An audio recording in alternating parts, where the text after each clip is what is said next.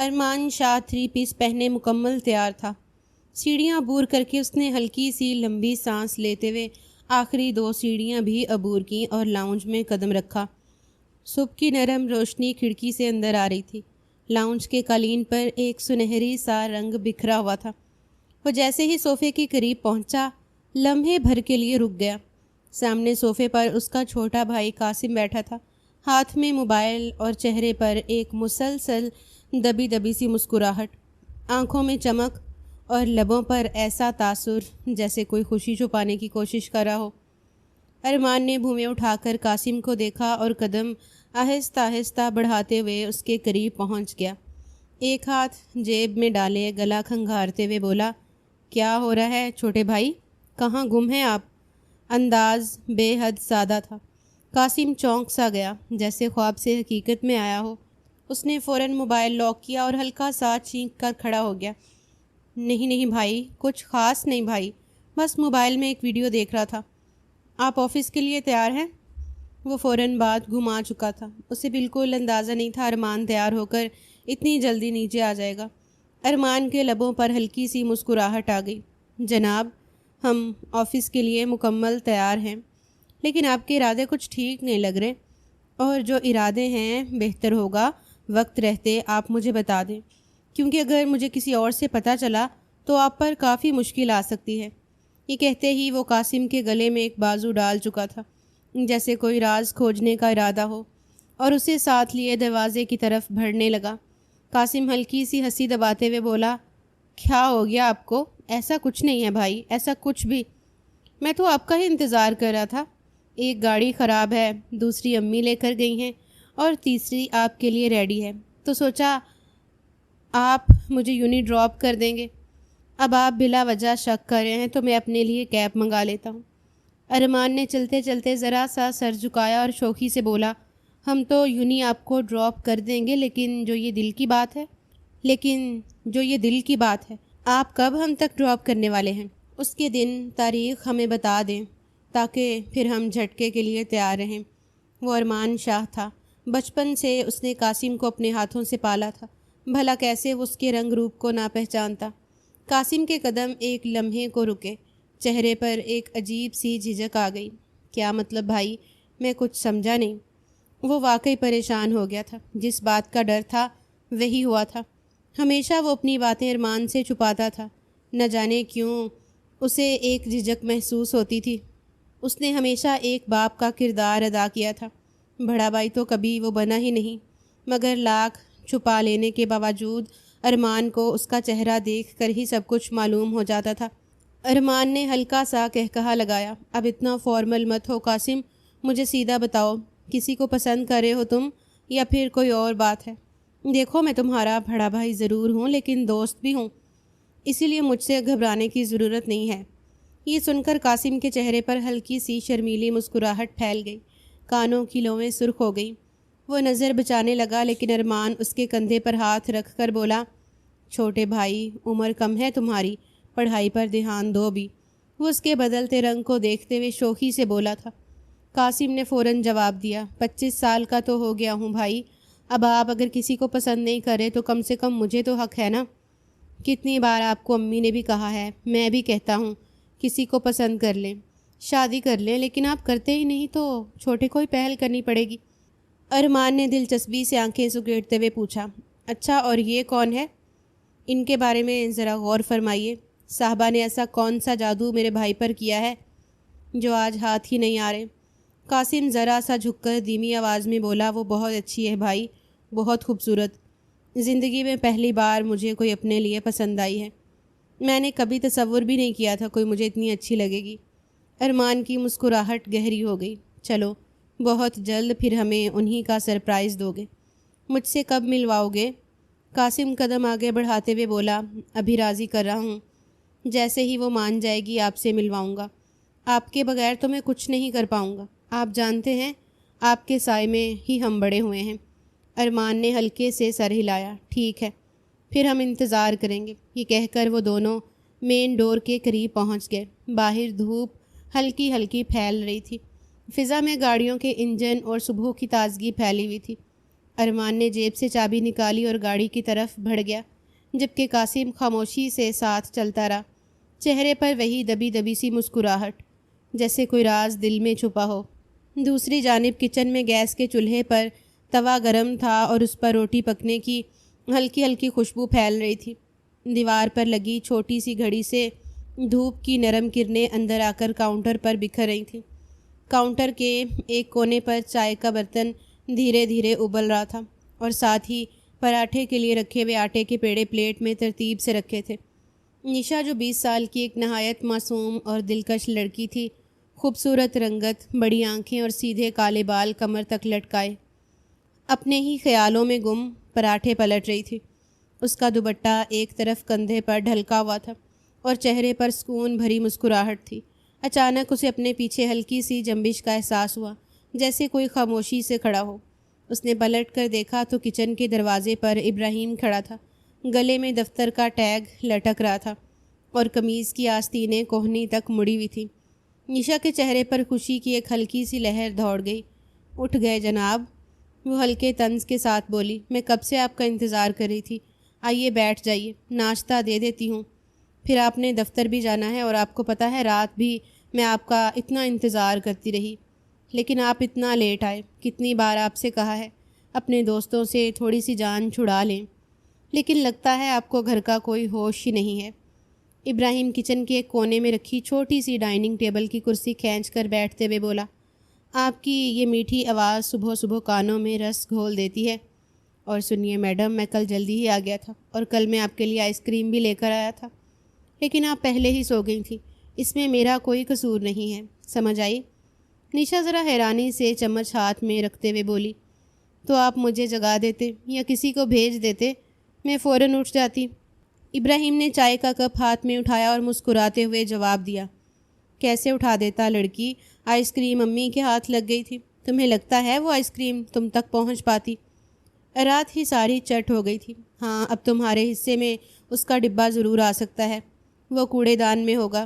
یہ سنتے ہی نشا کھل کھلا کر ہنس پڑی، جیسے کوئی چھوٹا سا راز بانٹنے کا مزہ لے رہی ہو۔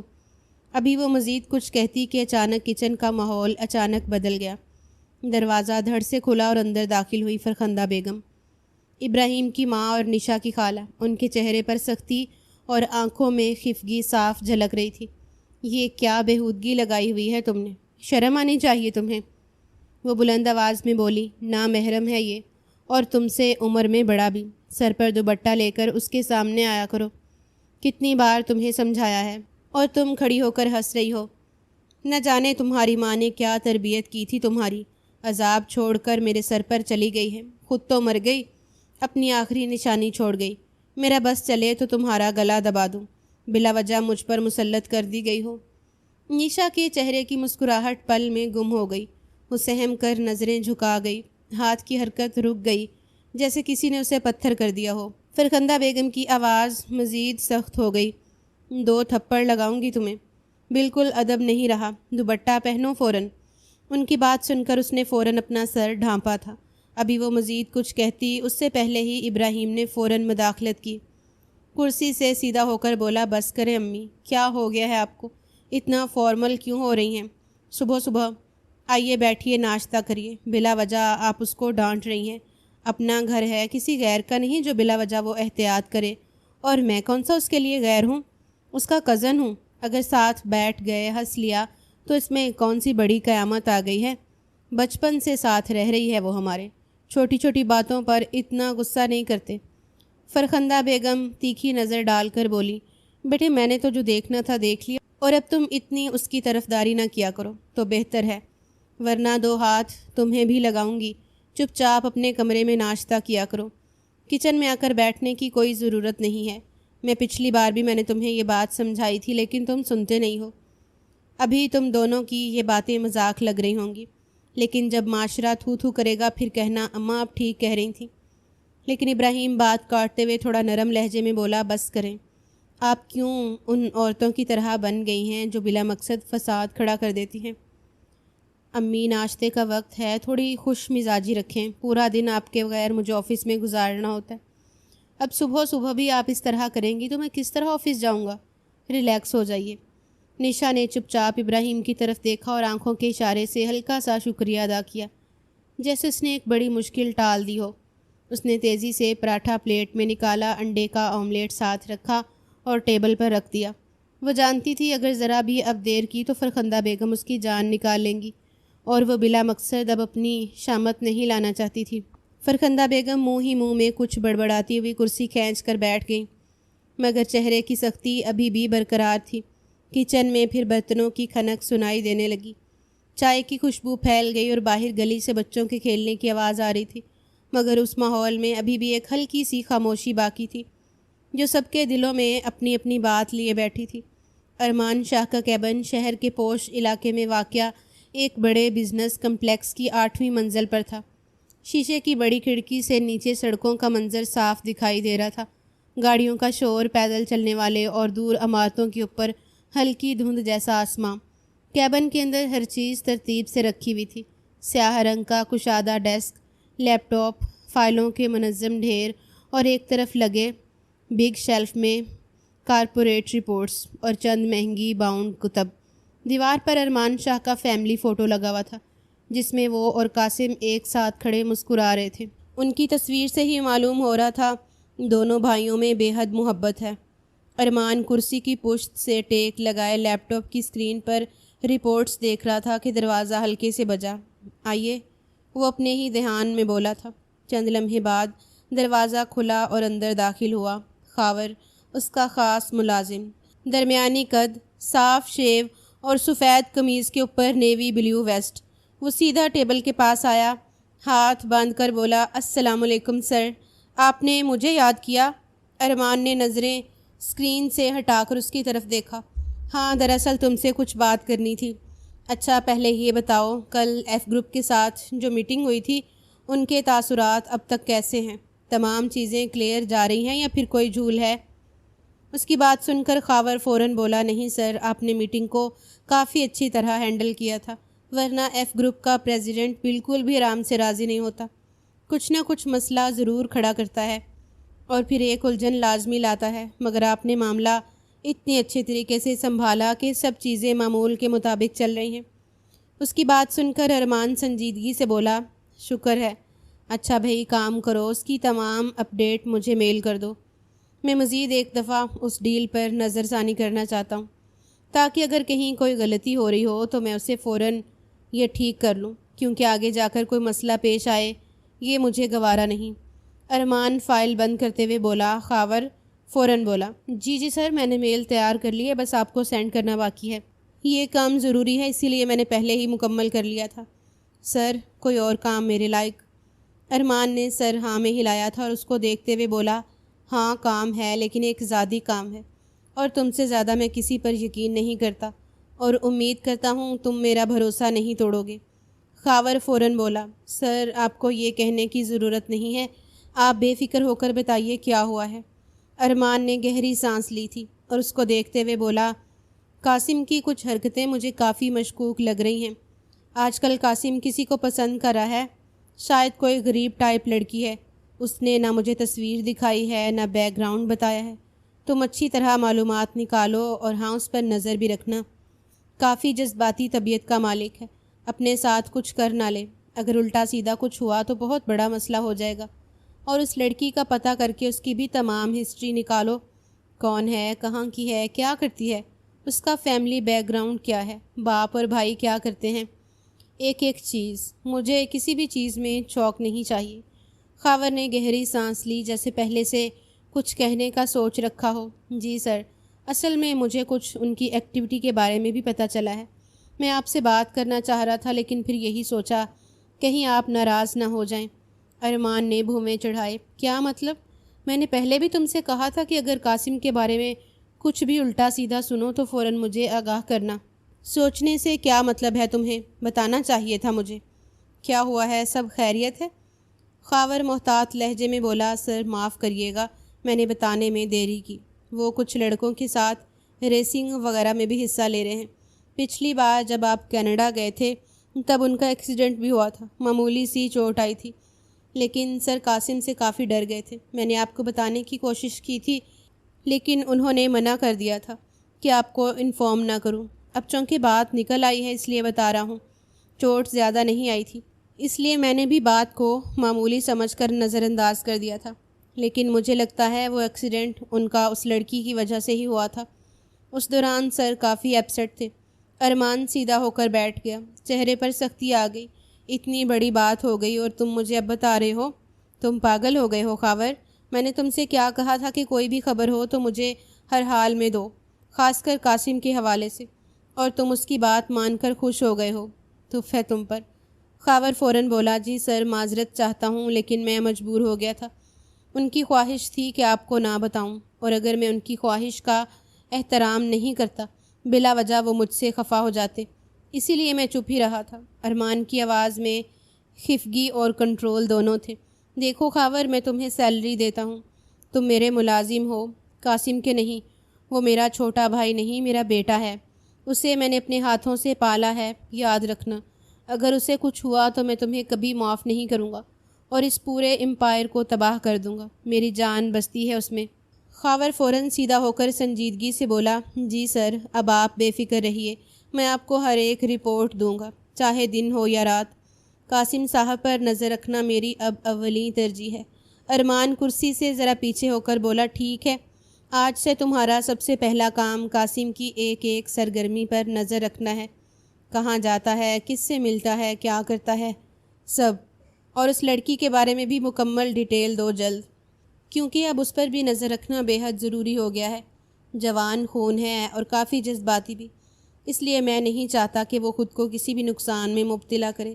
خاور نے اس بات میں سر ہلایا، جی سر، آج ہی کام شروع کر دیتا ہوں، آپ بے فکر رہیے، آپ کو مایوسی نہیں ملے گی۔ ارمان نے دوبارہ لیپ ٹاپ کھولا، مگر آنکھوں میں واضح تشویش تھی۔ باہر شہر کی ٹریفک ویسی ہی چل رہی تھی، لیکن کیبن کے اندر ماحول بھاری ہو چکا تھا، جیسے کسی بڑے فیصلے کا بوجھ دیواروں میں جذب ہو گیا ہو۔ اس کے ایکسیڈنٹ کا سن کر وہ واقعی کافی پریشان ہو گیا تھا۔ دوسری جانب لاؤنج کے فرش پر دھوپ کے ہلکے ہلکے دبے پڑ رہے تھے، کھڑکی کے پردے آدھے کھلے تھے۔ باہر گلی سے کبھی کبھار کسی رشتے کا ہارن سنائی دیتا، کہیں دور سے بچوں کے کھیلنے کی آواز آتی، قالین پر جھاڑو کی مدھم سی سرسراہٹ گونج رہی تھی۔ نشا، جو ہلکے رنگ کا سادہ سا سوٹ پہنے تھی، دوپٹہ کندھے پر ٹکائے جھاڑو کے ساتھ کونے کونے کی گرد صاف کر رہی تھی۔ اس کی پیشانی پر ہلکی سی پسینے کی نمی تھی، لیکن چہرے پر خاموشی اور آنکھوں میں توجہ جھلک رہی تھی۔ سارے کام اس کے ہی ذمے تھے، اسی لیے وہ جلد سے جلد اپنی تمام ذمہ داریوں سے دستبردار ہو جاتی تھی، تاکہ خالہ کو کسی بھی قسم کا کوئی مسئلہ نہ ہو۔ اسے مار پیٹ سے بے حد ڈر لگتا تھا، اسی لیے وہ اپنا کام بے حد ایمانداری سے کرتی تھی۔ اسی دوران دائیں طرف کے کمرے کا دروازہ زور سے کھلا اور 22 سالہ ایک لڑکی باہر نکلی، کشمالہ۔ وہ ہلکے میک اپ، چمکدار لباس، موبائل ہاتھ میں تھامے ایک نظر لاؤنج میں کام کرتی نشا پر ڈال کر رکی۔ چہرے پر حقارت اور لہجے میں طنز لیے بولی، کیا کر رہی ہو تم؟ کب سے تمہارا کمرے میں انتظار کر رہی تھی، فضول میں مجھے اٹھایا، کمرے میں جھانک نہیں سکتی؟ نشا نے فوراً جھاڑو ایک طرف رکھی اور سیدھی کھڑی ہو گئی، دونوں ہاتھ دوپٹے کے پلو پر لے جا کر سنبھالتے ہوئے بولی، یہاں کی صفائی کر رہی ہوں، پھر برتن دھونے ہیں اور دوپہر کی ہانڈی بھی چڑھانی ہے، اسی لیے کمرے میں جھانکنے کا وقت نہیں ملا، وہ صاف گوئی سے بولی تھی۔ کشمالہ نے ہلکا سا مصنوعی قہقہا لگایا اور قدم آگے بڑھا کر بولی، کوئی کام کہنے کا سوچو تو میڈم کے پاس پہلے ہی کام کی لمبی فہرست ہوتی ہے، بہت بڑی ڈرامے باز ہو تم۔ نشا نے نظریں جھکائے خاموشی اختیار کی، مگر کشمالہ نے موبائل جیب میں ڈالتے ہوئے حکم دیا، تم میرے ساتھ ابھی کے ابھی شاپنگ مال جا رہی ہو، یہ میرا حکم ہے، اور اگر تم نے میری بات ٹالنے کی کوشش کی نا تو یاد رکھنا تمہارے ساتھ میں بہت برا کروں گی۔ پچھلی بار یاد ہے نا کس طرح تمہارا ہاتھ جلایا تھا، اس لیے میرے ساتھ اچھی طرح برتاؤ کرو، سمجھ آئی؟ نشا کا چہرہ یکدم سن سا ہو گیا، نظریں خوف سے نیچے جھک گئیں اور دونوں ہاتھ خود بخود دوپٹے کے پلو کو مروڑنے لگے۔ وہ گھبرائے گھبرائے لہجے میں بولی، کشمالہ، مجھے صفائی کرنی ہے، پھر خالہ غصہ کریں گی۔ اس کی آواز دھیمی اور کانپتی ہوئی تھی، میں تمہارے ساتھ نہیں جا سکتی، پچھلی بار بھی تم نے سارا الزام مجھ پر ڈال دیا تھا، مجھے ہانڈی تیار کرنی ہے، اگر کھانا وقت پر نہیں بنا تو بلا وجہ خالہ غصہ ہوتی ہیں، اور مجھے بھی ہمت نہیں ہے ان کا غصہ جھیلنے کی۔ کشمالہ ناک سکیڑ کر بولی، یہ میرا مسئلہ نہیں ہے، بس جتنا کہا ہے اتنا کرو۔ میری کمیٹی کھلی ہے اور مجھے کپڑے وغیرہ لینے ہیں۔ اب شاپنگ مال میں شاپر لے کر میں گھومتی ہوئی اچھی تھوڑی لگوں گی، اسی لیے بہتر ہے جلد سے جلد تیار ہو جاؤں، کیونکہ اماں تو ایک دو تھپڑ لگا کر تمہیں چھوڑ دیں گی، لیکن جو میں تمہارا پیچھا پکڑوں گی وہ تمہارے چھکے چھڑا دے گا۔ وہ طنزیہ ہنسی کے ساتھ قریب آ کر بولی، جاؤ جا کر اپنا حلیہ درست کرو، کہیں ایسے ہی منہ اٹھا کر نہ چل پڑو، میرا ایک سٹینڈرڈ ہے۔ نشا نے ایک لمحہ اس کی طرف دیکھا، چہرے پر ایک دبی ہوئی بے بسی تھی، پھر بنا کچھ کہے جھاڑو دیوار کے ساتھ ٹکائی اور آہستہ قدموں سے اپنے کمرے کی طرف چل دی، کیونکہ جانتی تھی خالہ تو ایک وقت میں اسے معاف بھی کر دیں، لیکن اگر کشمالہ کی نظروں میں اس نے اپنی بات خراب کی تو بلا مقصد وہ ہر وقت اس کے پیچھے لگی رہیں گی، اور اس میں اس کے فضول کے ڈرامے برداشت کرنے کی ہمت نہیں تھی۔ کشمالہ نے اس کے جاتے ہوئے قدموں کو دیکھ کر موبائل نکالا، کال ملائی اور خوشی بھرے لہجے میں کسی سے بولنے لگی، ہاں بس آدھے گھنٹے میں نکل رہی ہوں۔ لاؤنج میں صفائی کے دوران بکھری دھوپ اب بھی پھیلی ہوئی تھی، لیکن نشا کے چلے جانے کے بعد وہاں ایک خاموش بوجھ سا محسوس ہونے لگا، کونے میں رکھا جھاڑو جیسے اپنی جگہ پر ساکت کھڑا سب کچھ سن رہا ہو۔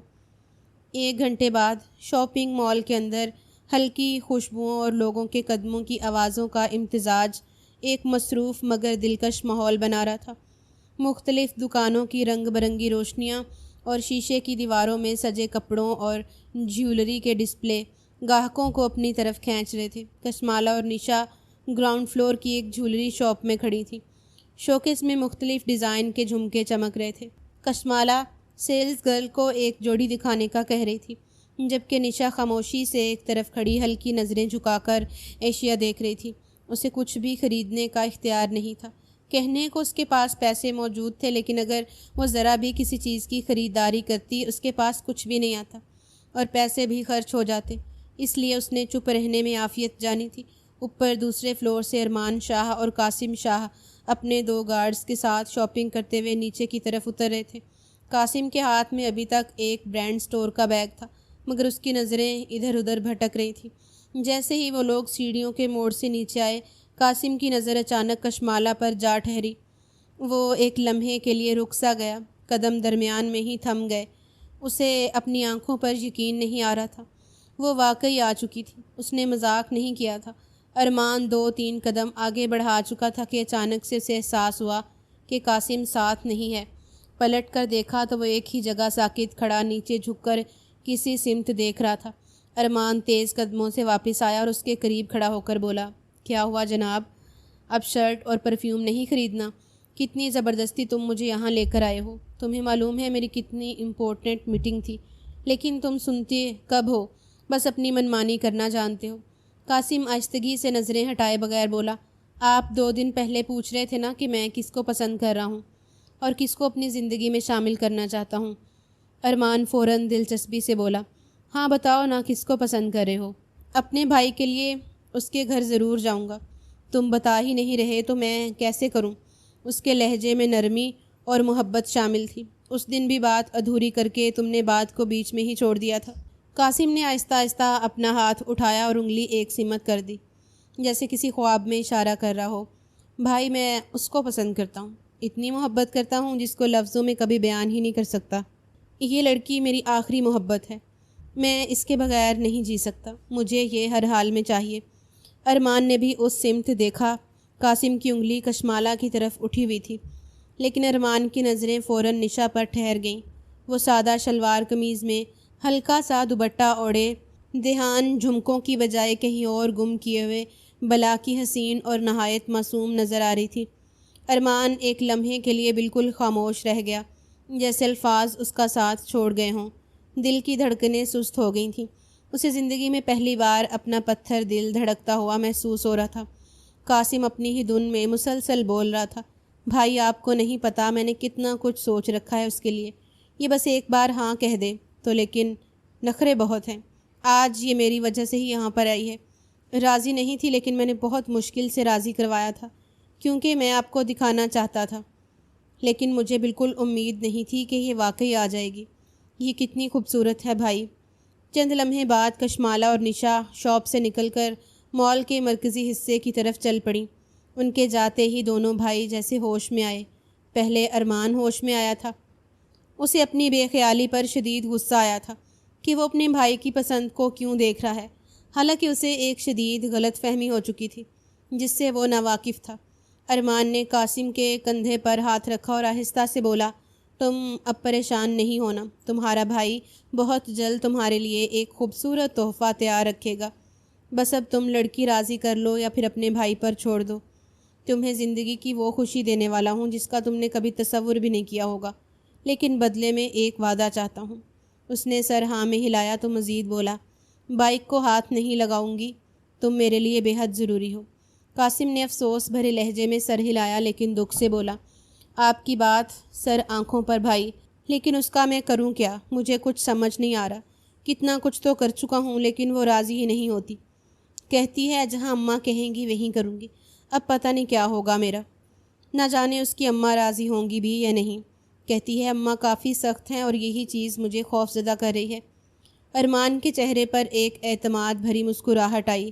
مایوس ہونے کی ضرورت نہیں ہے، تم ارمان شاہ کے بھائی ہو، ہم جس چیز پر انگلی رکھتے ہیں وہ ہماری ہو جاتی ہے، اور اب یہ لڑکی بھی تمہاری ہے، تم بے فکر رہو۔ ہم معمولی لوگ نہیں ہیں بلکہ بزنس امپائر کے مالک ہیں، کوئی ہمیں انکار کر ہی نہیں سکتا، اور اس لڑکی کو دیکھ کر اتنا تو معلوم ہو گیا ہے یہ مڈل کلاس طبقے سے تعلق رکھنے والی ہے۔ ایسے لوگ بڑے گھرانوں کا رشتہ ڈھونڈتے ہیں اور مجھے لگتا ہے ان کو مل چکا ہے اب۔ قاسم کے ہونٹوں پر ایک دھیمی سی مسکراہٹ آ گئی، جیسے بھائی کی باتوں نے اس کے دل میں امید کا چراغ جلا دیا ہو۔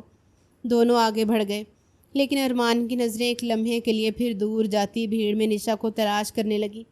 نہ جانے کیوں سے عجیب سی کیفیت اپنے پورے وجود میں محسوس ہو رہی تھی، اور ایسا زندگی میں پہلی بار ہوا تھا، اور وہ اپنے آپ کو بے حد شرمندہ محسوس کر رہا تھا۔ کچھ دیر بعد شام کا وقت تھا۔ سورج کی دھیمی کرنیں کھڑکی سے اندر آ رہی تھیں۔ لاؤنج میں ایک ہلکی سنہری روشنی پھیل چکی تھی۔ مین گیٹ کی ہلکی سی چرچراہٹ کے ساتھ نشا اور کشمالہ اندر داخل ہوئیں۔ دونوں کے ہاتھوں میں رنگ برنگے شاپنگ بیگز جھول رہے تھے۔ نشا کے چہرے پر تھکن صاف جھلک رہی تھی، لیکن کشمالہ کے چہرے پر حسب عادت اترائی اور غرور کی چھاپ موجود تھی۔ ابھی وہ جوتے اتار ہی رہی تھی کہ دائیں طرف سے فرخندہ بیگم کمرے سے باہر نکلیں۔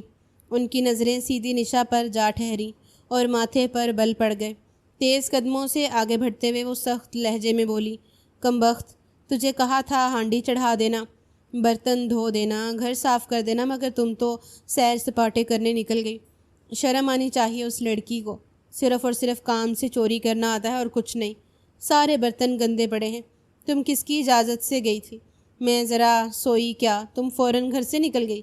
نشا فوراً سیدھی کھڑی ہوئی، دونوں ہاتھ بیگز کے ہینڈل سے جڑے ہوئے، نظریں جھکی ہوئیں۔ وہ گھبرا کر بولی، خالہ مجھے تو کشمالہ لے کر گئی تھی، میں نے اسے منع بھی کیا تھا، اس کو بتایا تھا کہ مجھے ہانڈی۔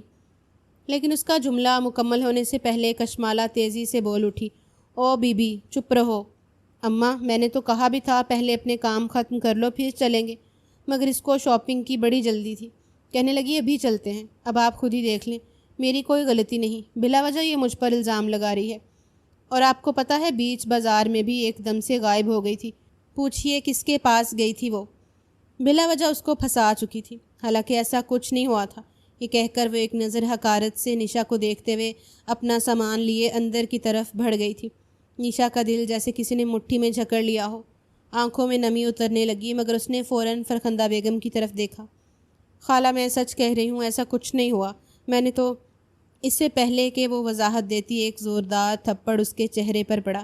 نشا کی گردن ایک طرف جھٹک گئی۔ فرخندہ بیگم نے غصے میں اس کے بال پکڑ لیے، آج تجھے زندہ نہیں چھوڑوں گی، تیری بہت زبان چلنے لگی ہے، اور جو میرے بیٹے کے ساتھ چکر چلانے کی کوشش کر رہی ہے، آج تیرا دماغ ٹھیک کر دوں گی۔ باہر بھی منہ مار رہی ہے اور گھر میں بھی منہ مار رہی ہے، آج میں تیرا دماغ صحیح سے درست کروں گی، تاکہ اگلی دفعہ کچھ بھی الٹا سیدھا کرنے سے پہلے 1000 بار سوچ لے۔ نشا نے آنکھیں بند کر لی، چہرے پر درد اور دل میں خوف۔ ابھی فرخندہ بیگم مزید ہاتھ اٹھاتی کہ گیٹ دوبارہ کھلا اور ابراہیم گھر میں داخل ہوا۔ اس نے یہ منظر دیکھا اور فوراً 2 قدم آگے بڑھا، نشا کو اپنی طرف کھینچ کر پیچھے کر دیا۔ اماں کیا ہو گیا ہے آپ کو؟ کیوں اس معصوم کے پیچھے لگی رہتی ہیں؟ ہوا کیا ہے؟ فرخندہ بیگم تیز سانس لیتے ہوئے بولی، یہ لڑکی سیر سپاٹے کر رہی تھی، کھانا بھی نہیں بنایا، اسی لیے ہاتھ اٹھا رہی ہوں تاکہ بعد کے لیے کوئی پریشانی نہ ہو۔ لوگ میری بیٹی سے زیادہ اس پر نظر رکھتے ہیں کہ ہم اس کی کیسی تربیت کر رہے ہیں، اسی لیے یہ سب کرنا پڑتا ہے۔ ابراہیم نے سیدھا نشا کی طرف دیکھا۔ کہاں گئی تھی تم؟ اس کا لہجہ بھی سخت ہو گیا تھا۔ نشا نے دھیمی کپ کپاتی آواز میں جواب دیا، کشمالہ لے کر گئی تھی شاپنگ پر، میں نے کچھ نہیں لیا، سب اس نے لیا، ابھی وہ چلی گئی ہے مجھے پھنسا کر، لیکن باخدا ابراہیم میری کوئی غلطی نہیں ہے۔ ابراہیم نے اماں کی طرف دیکھا۔ اماں، آپ جانتی ہیں آپ کی بیٹی کیسی ہے، پھر بھی آپ نشا پر ہاتھ اٹھا رہی ہیں۔ فرخندہ بیگم نے کچھ کہنے کو منہ کھولا مگر ابراہیم نے ہاتھ اٹھا کر بات کاٹ دی۔ بس اور کچھ نہیں، تم جاؤ کھانا پکاؤ۔ پھر وہ ذرا نرم لہجے میں بولا، اور ہاں اماں، شام تک میں لاہور نکل جاؤں گا، دوست کی شادی ہے۔ فرخندہ بیگم فوراً بولی، ہاں تمہارا سامان میں نے باندھ دیا ہے۔ ابراہیم نے ایک نظر نشا پر ڈالی جیسے کہنا چاہتا ہو کہ فکر نہ کرو، اور پھر ان کو ساتھ لیے برآمدے کی طرف بڑھ گیا۔ نشا خاموش تھی لیکن اس کے دل میں شکر گزاری اور عجیب سا سکون پیدا ہو چکا تھا، جیسے ابھی کسی نے طوفان سے نکال کر تھوڑی دیر کے لیے پناہ دے دی ہو۔ کچن میں شام کی مدھم روشنی فلور سینٹ بلب سے آ رہی تھی۔ چولہے پر ہانڈی رکھی تھی جس میں سبزی بھننے کی خوشبو پھیل رہی تھی، مگر اس خوشبو کے بیچ ہلکی سی آنسوؤں کی نمی گھل گئی تھی۔ نشا ایک ہاتھ سے چمچ چلا رہی تھی اور دوسرے ہاتھ سے بار بار اپنی آنکھیں پونجھ رہی تھی۔ اس کا چہرہ سرخ ہو چکا تھا اور پلکوں پر آنسوؤں کے قطرے اب بھی چمک رہے تھے۔ ذہن میں پچھلے 10 سال کے سارے منظر گھوم رہے تھے۔ ماں اور باپ کا چہرہ اسے دھندلا سا یاد تھا، مگر خالو کا چہرہ آج بھی صاف دکھائی دیتا تھا، وہی شخص جس نے اس کے لیے اس گھر کو جنت بنایا تھا۔ وہ سخت مزاج مگر انصاف پسند تھے اور سب سے بڑھ کر نشا کے لیے ایک ڈھال تھے۔ خالو کی موجودگی میں خالہ فرخندہ کی زبان اور ہاتھ دونوں اس تک نہیں پہنچ سکتے تھے۔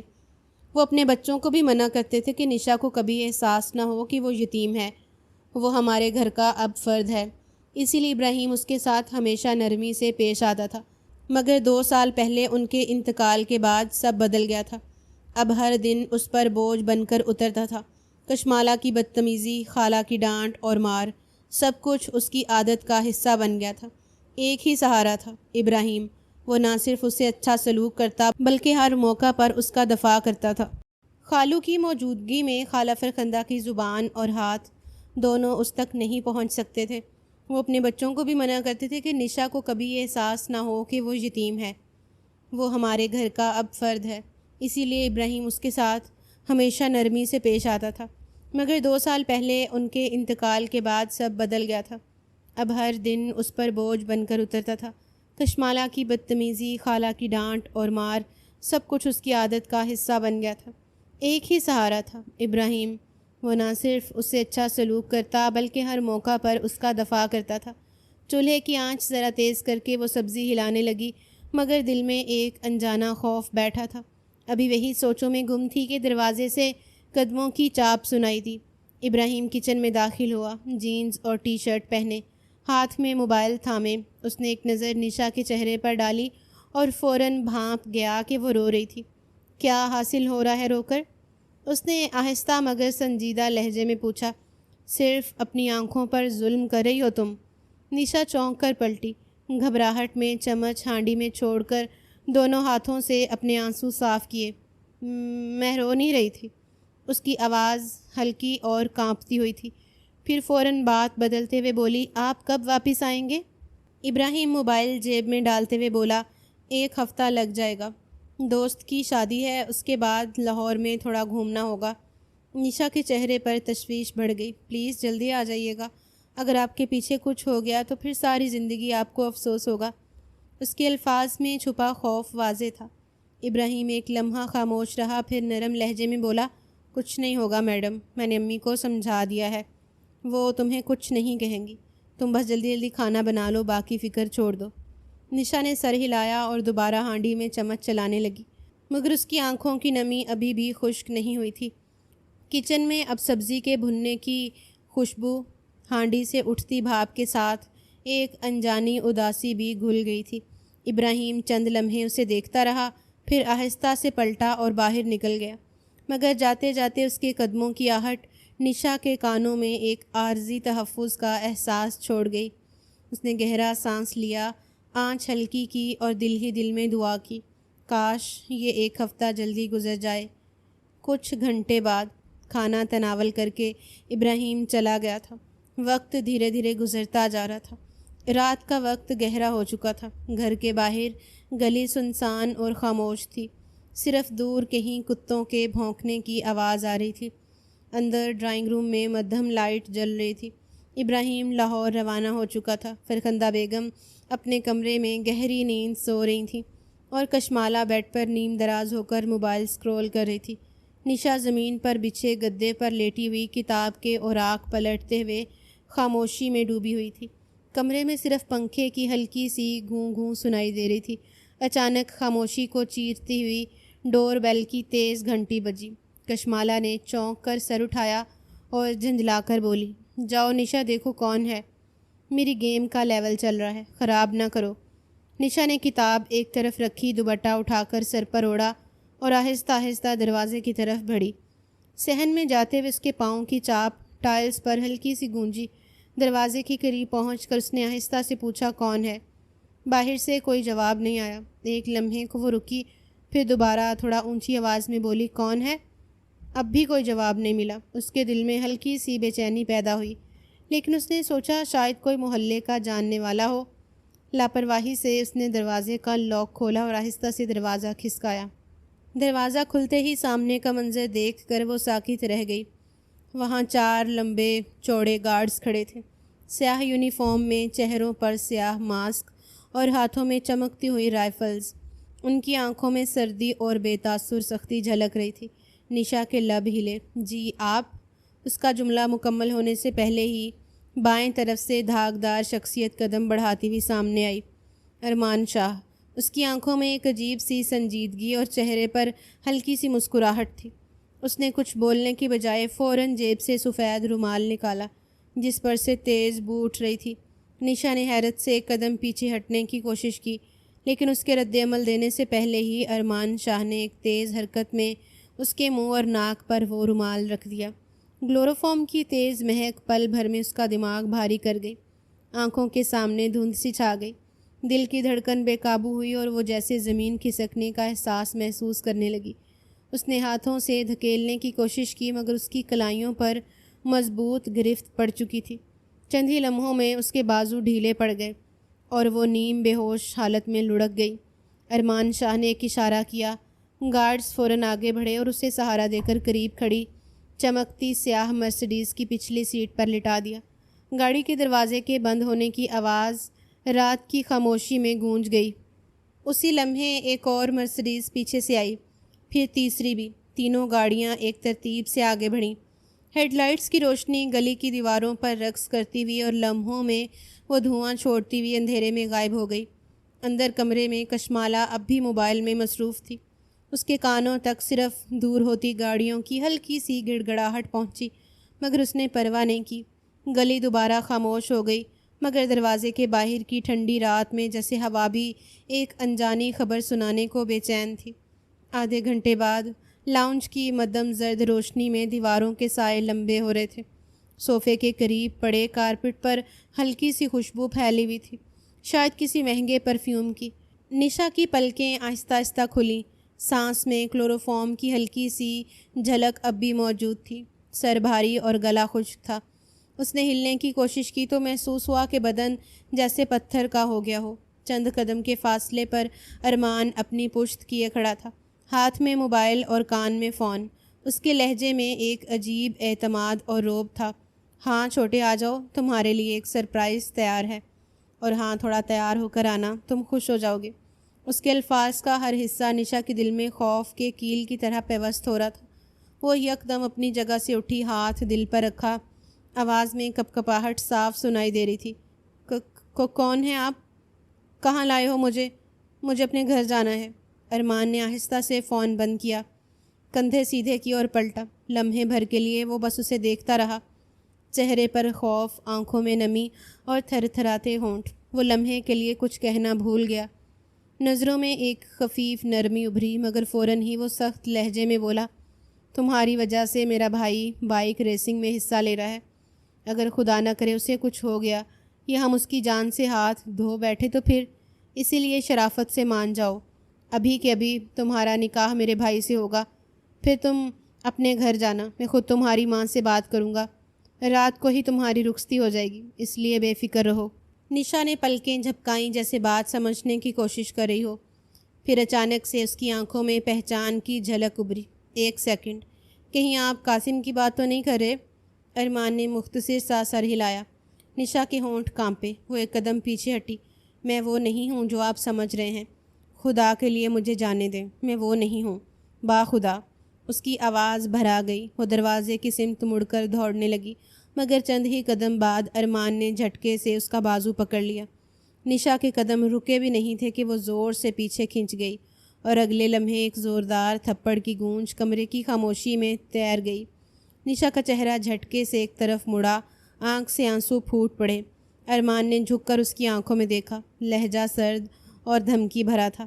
اگر اپنی جان عزیز ہے تو بیٹھ جاؤ، ورنہ تمہاری ٹانگیں توڑ دوں گا۔ نشا زمین پر گر گئی، اس کے ہاتھ کانپ رہے تھے، ہچکیوں کے درمیان اس کی آواز دب گئی۔ میں وہ نہیں ہوں جو آپ سمجھ رہے ہیں، وہ کوئی اور ہے، پلیز میری بات سمجھیے۔ مگر ارمان کا چہرہ سخت رہا، اس نے ایک پل بھی ضائع نہ کیا اور پلٹ کر کمرے سے باہر چلا گیا۔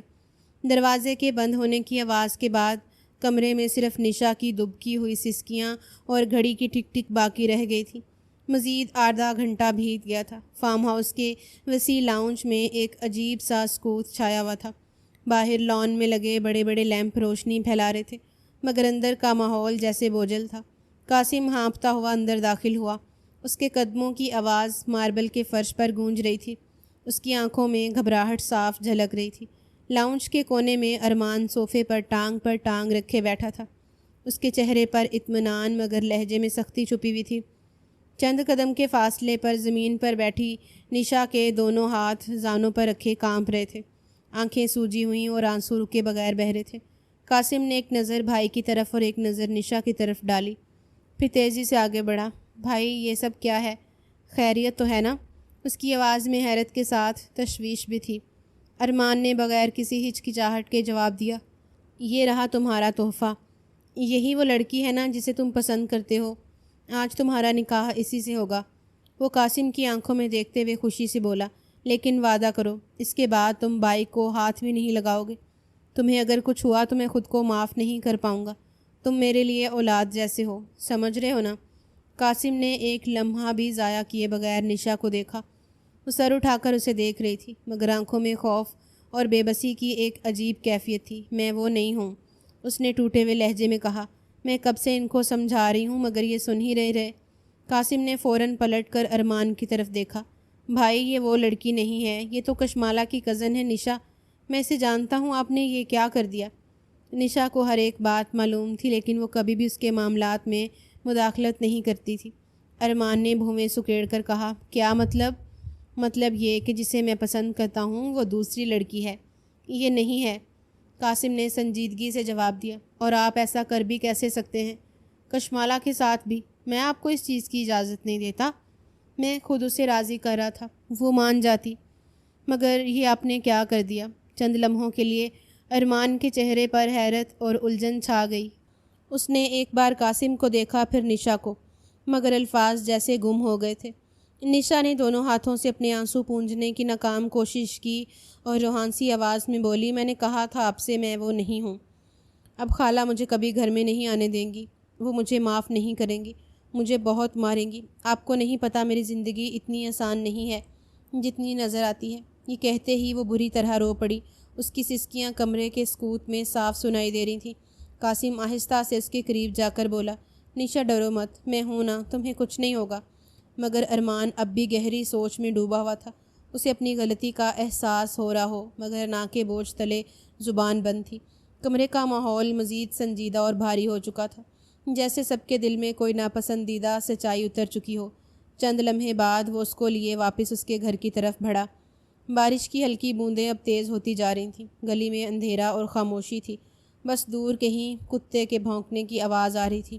ارمان کی گاڑی گیٹ کے پاس کھڑی تھی، ہیڈ لائٹس کی روشنی بارش کے قطروں پر جھلک رہی تھی۔ وہ اندر بیٹھے بیٹھے خود کو مزید ملامت کرتا جا رہا تھا۔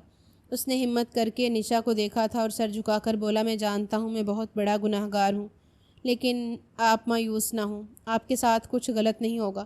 جبکہ وہ اس کو دیکھتے ہوئے بولی، میں آپ کو کبھی معاف نہیں کروں گی، آپ نے میرے ساتھ بہت برا کیا ہے۔ یہ کہتے ہی وہ گاڑی سے اتر گئی اور سیدھا جا کر دروازہ کھٹکھٹایا۔ پہلی دستک پر ہی فرخندہ بیگم نے دروازہ کھول دیا، مگر اگلے ہی لمحے اس کے چہرے پر ایک زوردار تھپڑ رسید کیا اور اس کو دیکھتے ہوئے بولی تھی، جہاں سے یاری کر کے آئی ہو وہیں پر دفع ہو جاؤ، میرے گھر میں تمہارے لیے اب کوئی جگہ نہیں ہے، تم نے جو چاند چڑھانا تھا تم چڑھا چکی ہو، اب جاؤ وہیں پر۔ یہ کہتے ہی انہوں نے دروازہ دوبارہ بند کر دیا تھا، جبکہ وہ تڑپ گئی تھی، زور زور سے دروازہ پیٹنے لگی تھی، مگر وہ اندر جا چکی تھی۔ گاڑی کا شیشہ دھندلا گیا تھا اور باہر نشا بھیگی آنکھوں کے ساتھ دروازے پر کھڑی منتیں کر رہی تھی، مگر اندر سے کوئی جواب نہیں آ رہا تھا۔ خالہ پلیز ایک بار سن لیں، میری کوئی غلطی نہیں ہے۔ اب وہ دروازے پر بیٹھ کر رونے لگی تھی، اس کے دوپٹے کا کونا گیلا ہو کر زمین سے چپک گیا تھا۔ ارمان کے دل میں ایک عجیب سی بے چینی اور قصور کا احساس بڑھتا جا رہا تھا۔ چند لمحے بعد آخر وہ گاڑی کا دروازہ کھول کر باہر آیا۔ بارش کی ٹھنڈی بوندیں اس کے بالوں اور کپڑوں پر برسنے لگیں۔ وہ آہستہ آہستہ قدم بڑھا کر نشا کے قریب پہنچا، اس کے پاس زمین پر بیٹھ گیا۔ چلو یہاں سے۔ اس کی آواز میں نرمی بھی تھی اور التجا بھی۔ میں جانتا ہوں یہ سب میری وجہ سے ہوا ہے، لیکن ابھی یہ وقت یہاں رہنے کا نہیں ہے، صبح ہوتے ہی کچھ سوچوں گا۔ نشا نے آنکھیں اٹھا کر اس کی طرف دیکھا، آنکھوں میں غصہ اور بے بسی دونوں تھے۔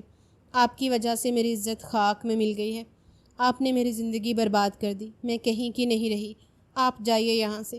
ارمان نے اس کے الفاظ خاموشی سے سنے، اس کے چہرے پر شرمندگی کا سایہ گہرا ہو رہا تھا۔